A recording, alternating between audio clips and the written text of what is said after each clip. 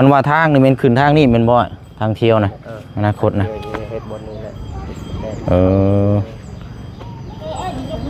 เบิ่งได้เนาะเบิ่งทางนะบ่ว่าเขาซื้ออยู่ในพุ่นเป็นที่ปิดตันเวลาทางออกไปปิดกั้นเราออกบ่ได้ได้เนาะเบิ่งกันได้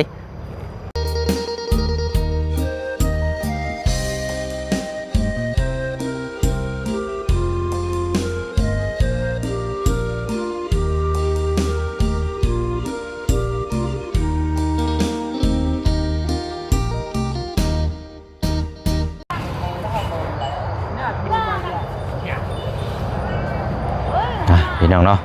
ก็ถือว่าวันเวลาที่เฮานัดหมายเมื่อวานนี้น่าจะโอเคมื้อนี้พี่น้องเนาะว่าทางเจ้าของที่ดินก็กำลังมาเนาะพี่น้องเนาะนี่แหละเนาะเราก็เอาเว่มาผูกไว้นี่อยู่พี่น้องเนาะโอ้เอาถือว่าก็น่าจะผ่านพ้นไปด้วยดีมื้อนี้พี่น้องเนาะสำหรับทางซื้อที่ดินที่ทาง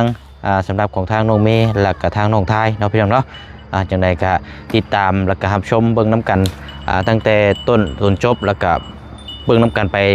ยาวๆเนาะพี่น้องเนาะกราบสบายดีและสวัสดีพ่อแม่พี่น้องเบิดสุขุสุคนเด้อพี่น้องเนาะคือเก่าคือเดิมพี่น้องเนาะพบเจอกันกะมื้อนี้กะนี่แหละพี่น้องเนาะที่เฮานัดหมายกันจะชื่อที่ดินที่ทางให้ทางน้องเมย์ทางน้องไม้และก็น้องทายเนาะเอิ้นผิดเอิ้นถูกอยู่เลยพี่น้องเนาะน้องเมย์กับน้องไม้นี่เพราะว่ามันคล้ายๆกับเคสที่ว่าเฮาเคยช่วยเหลือมาเนาะอยู่บ้านพุ่นสิมพุ่นแหละพี่น้องเนาะอยู่บ้านหมู่บ้านจัดสรรน้องไม้แล้วก็น้องทายเนาะอันนี้ถือว่า2พี่น้องเนาะพี่น้องเนาะเอาสำหรับทางหมู่เชียงก็ในนามต่างหน้าในนามสะพานบุญเนาะเพราะว่าก็ถ้าบ่มีผู้ใหญ่มอบหมายมอบงานให้ก็เคสที่เฮาอัปเดตติดตามเนาะความขึ้นใบเวลาเฮาพูดจาพูดคุยนี่เนื้อหามันก็จะบ่เต็มระบบปานใดเนาะมื้อนี้ก็ถือว่าระบบหรือว่าในการคำเว้าคำจานี่จะเฮาเว้าได้ทั่วถึงเนาะพี่น้องเนาะเพราะว่าเวียกงานเฮาบัดนี้เนาะเพราะว่าทางผู้ใหญ่ก็มอบหมายให้พี่น้องเนาะอะไรพี่น้องเบิ่งตัวจริงน้ำกันมื้อนี้เนาะนี่คุมผ้าคุมฝนอีกคือเก่าพี่น้องผ้าฝนตกจุดแบบผ้าฝนปล่อยปลายมื้อนี้กับพี่น้องเนาะไปเบิ่งน้ำกันเนาะพี่น้องเนาะว่าสิเป็นจังไดเนาะระหว่างรอทางในบ้านเนาะพี่น้องเนาะ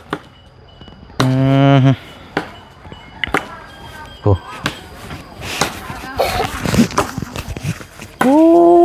เนาะลมลงเรียบร้อยอันนี้เนาะ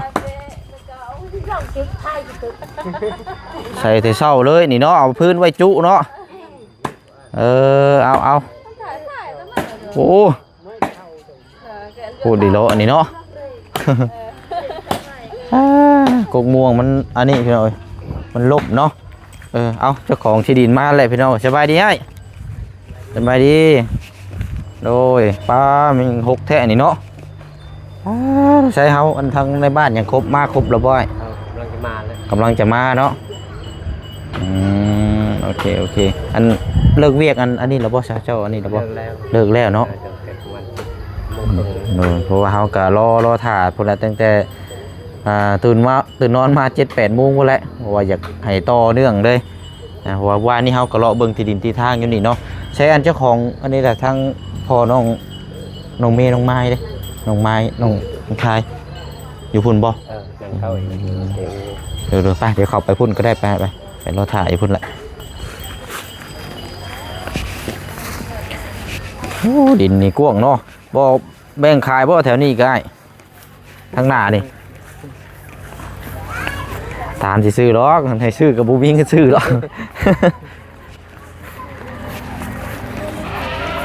โอ้เนาะเอาใช่ไอ้เขามาครบหรือบ่ใช่ลูกสาวเลยค่ะไปดีลูกสาวไปเอาแม่เพิ่นมานำกันเบิดนั่นแหละเด้อมาแล้วก็ท่าโดนท่าจบกินงานมาพร้อมหน้าพร้อมตาเบิดนั่นแหละเพราะว่านัดช่วงนี่แหละเพราะว่าชุมเจ้ายันว่าเลิกนัดแต่10 โมงบ่เพราะชุมเฮากินข้าวอยู่เด้กินข้าวอยู่บ้านดงนั่นแหละเพิ่นนัดผู้วาน11 โมงยันเขาผู้วานไปเขาเบียร์กันเป็นหยังดอก มันขึ้นได้นี่ฟ้าวได้นี่เนาะยันฟ้าฝนกระตกแน่อันไปใช้เกาะทางน้องมาจ้ะ น้องไม้ไปเอาแม่มันอยู่เฮือนหั่นดิอยู่เฮือนพระอยู่เฮือนเฮาอยู่นั่นแม่มันยังทาเข้ามาเข้าทาเข้ามาเข้าโดยโอ้ยเนาะบ่ผิดบ่ถูกอยู่เนาะ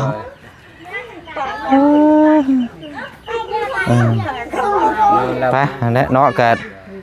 เพราะว่าเฮาเป็นผู้เป็นพ่อเป็นหัวหน้าครอบครัวนี่ต่อไปนะเฮาต้องเบิ่งแยงแล้วก็ต้องดูแลลูกเต้าอยู่แล้วเนาะแต่ว่ามอบกรรมสิทธิ์ที่ว่าที่ดินที่ทางนี่เป็นของลูกแต่ว่าก็ขึ้นอยู่กับเจ้าคือเก่าหั่นแหละเวลาดูแลเวลาเวียกงานนี่สิแหละเนาะถ้าว่าเฮาสิบ่เบิ่งบ่แยงถ้าปะแต่ถิ่มมันก็บ่คือได้เนาะว่าเฮาผู้เป็นพ่อแล้วก็เป็นในหัวหน้าครอบครัวคือแล้วแต่ว่าในเส้นของลูกพ่อนี่คือว่านมน้อยแต่นมน้อยก็จักสิเป็นได้ก็สมมุติเนาะคือแบบนมน้อยก็ยังแต่ว่ามันก็เลยมันก็เติบโตแม่นเพราะว่าคือเฮาฮู้แล้วเฮาเริ่มสิเฒ่าบัดลูกก็เริ่มสิใหญ่เริ่มสิมีครอบครัวเนาะสร้างครอบครัวกันมีลายเส้นเวลาคนนั้นท่วงคนนี้ท่วงกันมันก็ยังยืนได้แต่ว่าเฮานี่ยังยืนบ่ได้แต่ว่าเฮาเฒ่าแล้วก็สมมุติว่าแบบว่าสมมุตินี่ก็หลังจากลูกอ้าวลายเส้นของเฮาก็บ่มีลายเส้นเฮาก็พอลูกบ่มีก็สิคือเก่านั่นเนาะโดยนี่แหละคือมันเฮาเป็นหัวหน้าครอบครัวได้ครับยังก็เอายังก็แล้วแต่คือว่าเฮาเบิ่งเบิดนะเฮาดูแลถ้าเฮาสิไปปะเวลาเวียกงานมันก็บ่คืออีกเด้เนาะมันมาแล้วมาก็แล้วน้อยแล้วโทรหาทีมงานโดยในเบาเล่าแล้วก็อันครบพร้อมหน้าพร้อมตาแล้วว่าเนาะในบ้านโดยเข้ากันนัดแล้วพร้อมหน้าพร้อมตาหน่วยครับเพราะว่ายันผ้าฝนตกนี่แหละพี่น้องเนาะโอ้หุ่นมาเดี๋ยวเนาะโอเคปะออกมาพี่ก่อนก็ได้ใครลองเนาะฝนตกก็แล่นเขาส้นเฮือนน้องน้ำนี่แหละโอ้เนาะเอาเตรียมโคมพร้อมน้ำกัน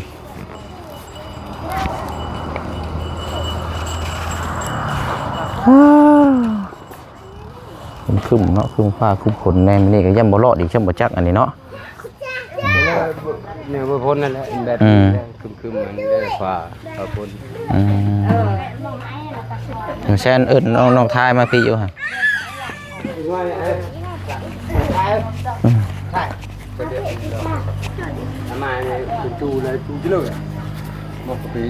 โอ้เจ้าของที่ดินนี่ถึกเลขได้มื้อนี้เนาะเอาใช้อันผู้เอ้ยเลยใช่มาเลยกำลังมาบ่เนาะตามหูน้ำกันนั่นแหละพี่น้อยเนาะมาเบิ่งที่ดินพี่ก่อน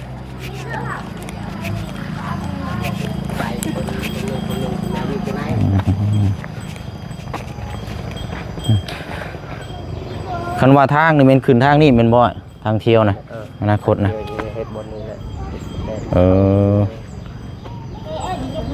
เบิ่งได้เนาะเบิ่งทางนะบ่ว่าเขาซื้ออยู่ในมันเป็นที่ปิดตันเวลาทางออกไปปิดกั้นเราออกบ่ได้ได้เนาะเบิ่งกันได้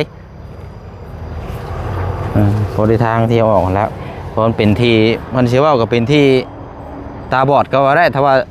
อันนี้เป็นที่เจ้าจะว่าเจ้าขายครึ่งนั้นหรอกคันว่าเจ้าปิดตัวนี้บ่ให้เที่ยวรถไปใช้บ่ได้ได้เนาะมีแต่ว่านะครับทางออกมานี้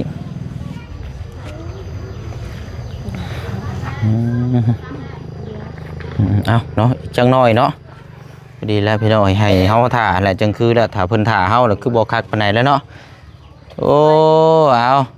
มาแล้วบัดนี้พี่น้องเนาะโอ้แต่งโตเนาะเสื้อผ้าหน้าแพรไปหาหน่อไม้บ่มื้อนี้บ่ได้พามื้อนี้วันอาทิตย์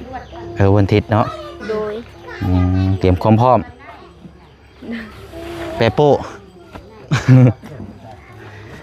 น้องท้ายนี่สิเขียนชื่อได้อยู่บ่เจ้าเขียนชื่อได้อยู่บ่ได้แล้วฮะบ่ฮู้เด้อมีแต่แปะโป้บ่ฮู้กับแปะโป้เอาเนาะไปโป้เอาพี่น้องเอ้ย อืมมาเบิดนั่นแหละเส้นทั้งลูกๆเจ้านั่นแหละทั้งน้องๆไปใส่เบิดบ่ได้มานะบ่ มาหมด แบบป้าไปพุ่นน่ะบ่มีคนเบิ่งน่ะบ่แฮงได้เนาะออกรถออกถนนหนทางน่ะยากเด้โอ้ยสิได้มาอยู่พี่แล้วบัดนี้เนาะกับน้องน้ำสบายดี มันยังคือยังสิไปเฮ็ดหยังอันนี่น่ะแกะเข้าไปขยะ คือหยังน่ะเนาะ เป็นหิม อ๋อใส่ขยะ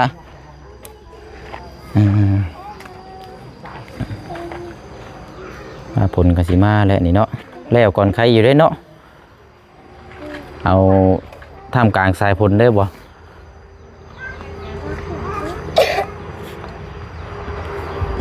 นะเนาะทางบ่บุญพี่น้องมาแต่ห้องน้ำบ่กินนี่อ๋อข่อยเป็นคนผู้สร้างไงยังบ่ได้เคยเล่นบ่ทันได้ลองเชื่ออยู่เป็นตั้มอยู่เอาดีแล้วพี่น้องก็คือจริงๆแหละห้องน้ำของในครับเวลาทีมงานมาหรือว่าไผมาก็พอได้เข้าก่อนนี่เล่นเขาแต่ป้าแต่ลงยุงกระหลายช่วงนี้กับผ้าผลกระตก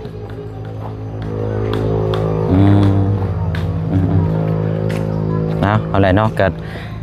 ดังจากเขาซื้อที่ดินที่ทางแล้วก็จ้างว่าน้ำกันอีกบัดนี้เนาะเฮ็ดไปตามขั้นตอนว่าสิมียังเพิ่มเติมแน่เพราะว่าก็เรื่องเฮือนซาลานแป้นต่อไปก็บ่ฮู้ว่าสิเป็นแบบใด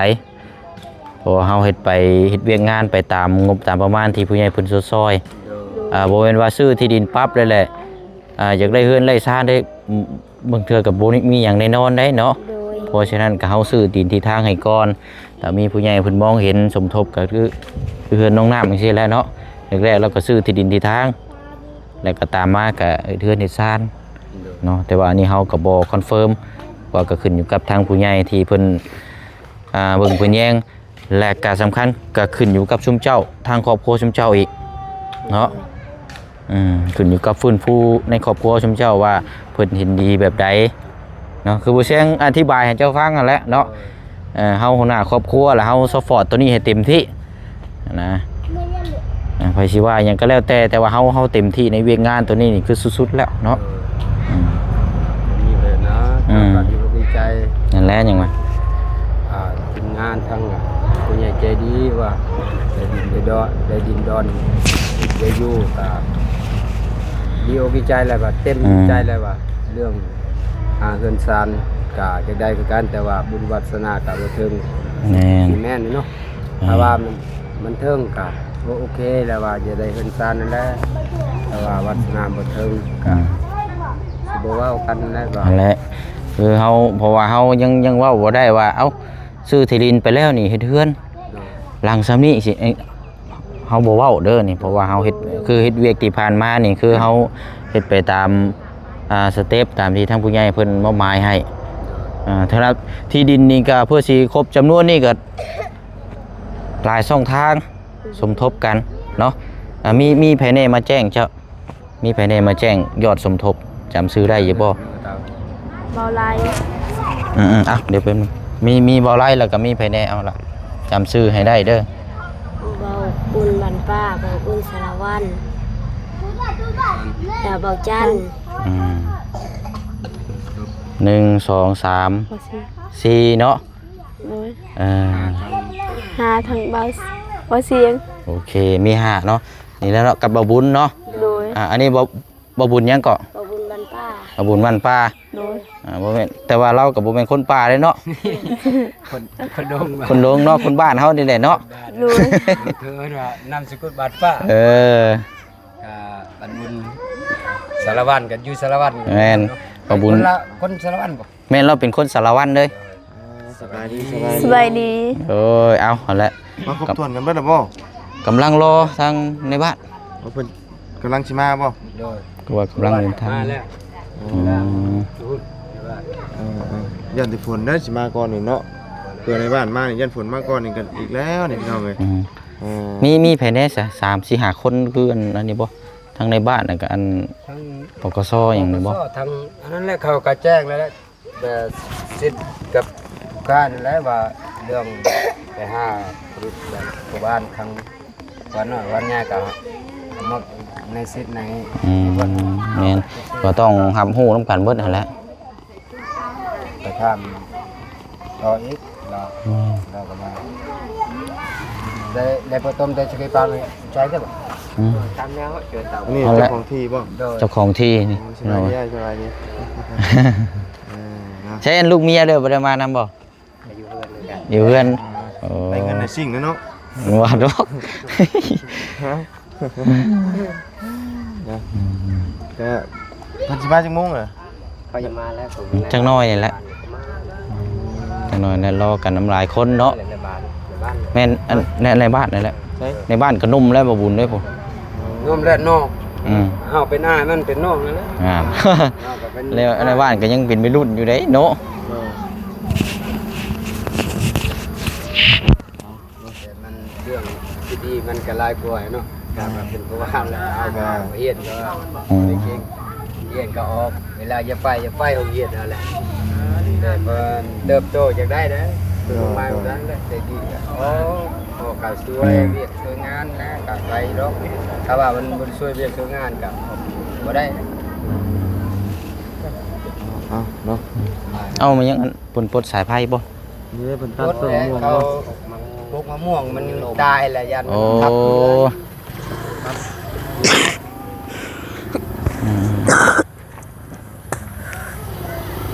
นี่ว่าเอียดว่ะ ระวัง ที รอ ทีทาง บนมานี่ยาก มาก ได้ ก็ เนาะ มันบ่มาดอกแบบพ่นนี่แบบเดือน6นี่ก็คึมๆไปเลย แบบพอดีครึมๆเนาะ มันบ่ได้แบบขึ้นนั่นมันสิมาดีนี่เด็กปีมาแล้วเนาะ ผม แล้วก็ตกก็ห้ามก็ตกแล้ว หมื่นแห้งอยู่เนาะนี่เนาะ มือกับมา อืม อยากจะมันลงมาก่อนนะเดี๋ยวเนาะ ดู น้อย เนาะให้ทำหูน้ำกันเนาะ โดย เบิ่งน้ำกันนั่นแหละบ้านเมืองเขา เจ้าของทางดินเหนือก็แจ้งหมดนะ อืม แต่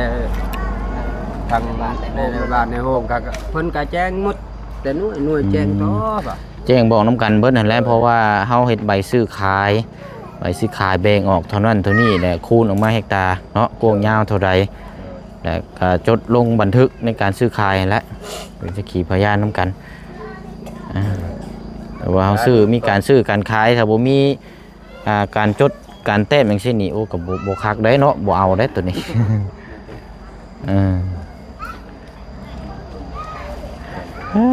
เนาะเอาทางในบ้านน่ะมาแล้วแต่ว่ายังรอปกสน่ะเนาะ รอแบบในบ้านเป็นผู้ใหญ่ก็อยู่ในสกีใหญ่อันนี้ บ้านใหญ่อันนี้เป็นในบ้าน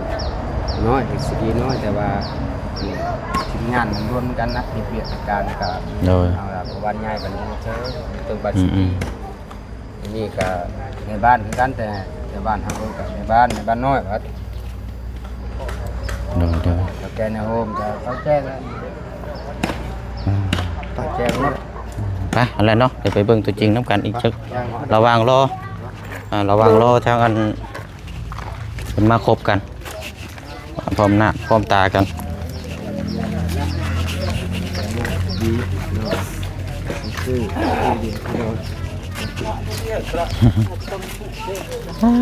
เอาพกเอาเรื่องอยู่เพื่อชีบุกเบิกเนาะไปดีง่ายเด้อ ถ้าเจ้ามา โดยใช่เจ้าเป็นยังเดี๋ยวเขายันแต่ผลนั่นแหละตกเดี๋ยวนี้บ่เป็นถ่าได้ยันแต่ผลมาก่อน ถ้าเอกชานอนาใบชื่อใครบ่มี โอ้ใบชามีอยู่นี่เพิ่นมาแล้วนี่ น้ำบจันทร์และกลัวเราเอามาอยู่บ่มีอยู่ มาเลยเป็นระบบเลยสบา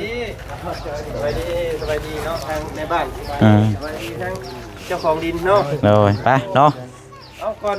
สิบอกเรื่องของเล่ากันก็มันต้องมีแนวกระเซาะข้อหูข้อให้มันลุกมันลองก่อนแล้วพี่น้องเอ้ย จังรู้หลายล่วงบ่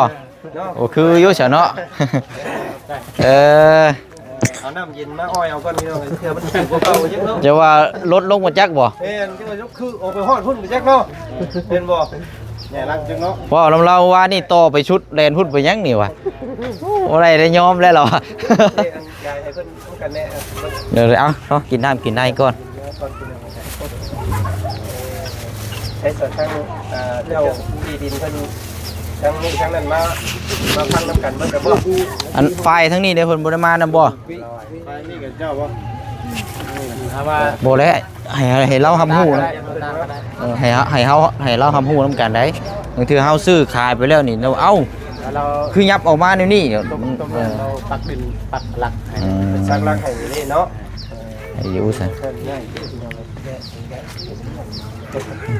ปักไปถา เอากินน้ำกินในก่อนเนาะกินน้ำกินในก่อนเดี๋ยวรออีกจักหน่อยเพราะว่า ถาพระอีกบาท อัน ในบ้านโอ้ในบ้านก็ว่าไปชื่อใบอ่ะบ่ต้องชื่อก็ได้เฮาออกมาเรียบร้อยมีฮอต4ใบผู้แล้วฮอต4ที่ผู้อยู่นี่ พูดเดี๋ยวเนาะ ก็ว่าบ่มีเพิ่นไปแสดงอีกโอ้ยเนาะให้ลำบาก อ๋อ เราสิ เราเล่นตอนนี้ไปซื้ออันนี้บ่ แม่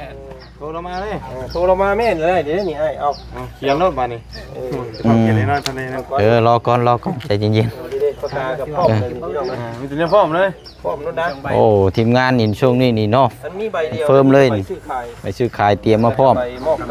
กับมาชิดยังบ่มีจะใบซื้อขายซื้อ ไปซื้อขาย พอดีแล้วจะให้เราซื้อมอบกับมาชิดมาเนาะว่าถ้าไปเลย ขาดคือเก่าอีก ขาดที่เราอีกแล้ว โอ้ย 4ใบ4ใบมันมีแต่ใบเดียว หน้าเดียวมีกรรมชิดยังบ่มีใบมอบ มีใบมอบซ้ำกับบคักบ่ได้แล้วเนาะนี่เอาเก็บก่อนซะถ่ายก่อนเอาโอเคเนาะเดี๋ยวพากันรอชมรอถ่ายอีกจังหน่อยก่อนเนาะลูกเนาะ โดย